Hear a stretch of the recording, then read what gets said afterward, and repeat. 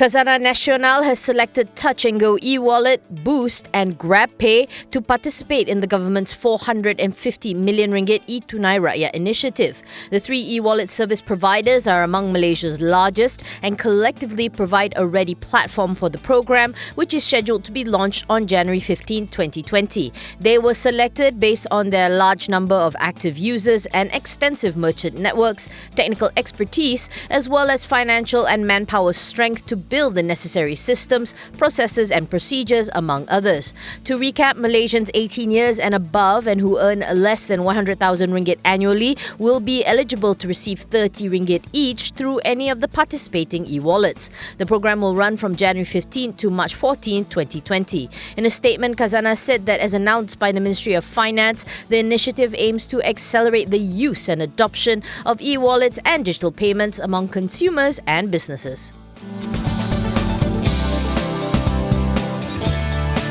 PN17 classified Brahim's Holdings has found its white knight in the form of frozen food manufacturing company MRIVC.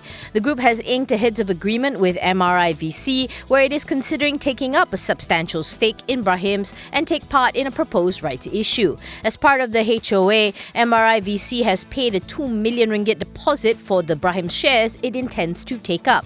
Brahim's executive chairman Datuk Sri Brahim Ahmad says that if MRIVC decide to take up the stake, it would not be the largest shareholder. Ibrahim says he will remain controlling shareholder. He declined to elaborate on how much the group plans to raise from the proposed rights issue.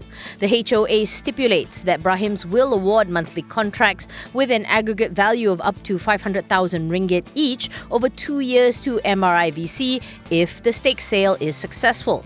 MRIVC executive chairman and founder Norizam Tukiman says the company is excited to ink the deals with Brahim's. He says that the joining of the two groups' core competencies can help push Brahim's to greater heights to become one of the top profitable companies in Bursa Malaysia within 5 years. Ibrahim says Brahim's is aiming to submit its plan to regularize its PN17 status by February 27, 2020.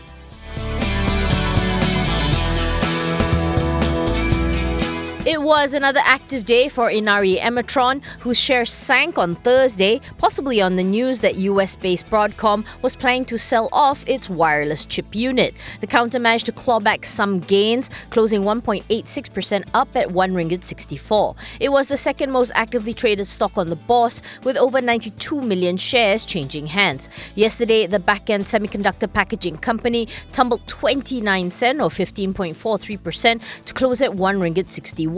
Its lowest in more than 4 months. According to reports, Broadcom, an Apple supplier, is looking to sell one of its wireless chip units, shifting away from its semicon roots. Broadcom is one of Inari's major customers, and a possible disposal could cause a disruption to the supply chain, according to analysts.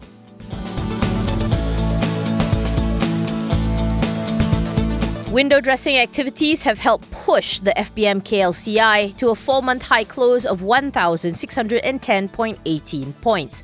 This was 14.46 points or 0.91% higher than the previous day. The KLCI has been hovering below the 1600 psychological level for the past few weeks, passing the 1610 resistance level at the 11th hour. Arica Capital Chief Danny Wong Tek Meng said that the run-up was largely due to window dressing as the end of 2019 looms. Going forward, he is also expecting rotational play involving the large caps or index-linked counters as sentiment begins to improve with positive development from the US-China trade truce and Brexit. Today, Bursa Malaysia saw 2.17 billion shares traded worth 2.38 billion ringgit. Gainers led losers by 385 to 356, while 447 counters remain unchanged.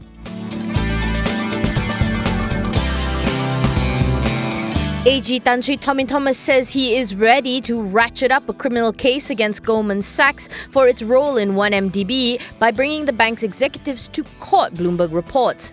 This as the two sides remain far apart following several rounds of settlement talks.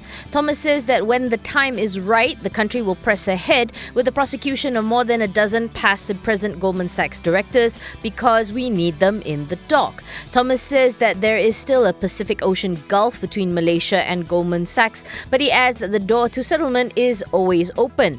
The AG's comments are in contrast with recent reports that Goldman Sachs is making progress in the talks. The bank is said to be negotiating a settlement of around $2 billion that would include an admission of guilt by a unit in Asia.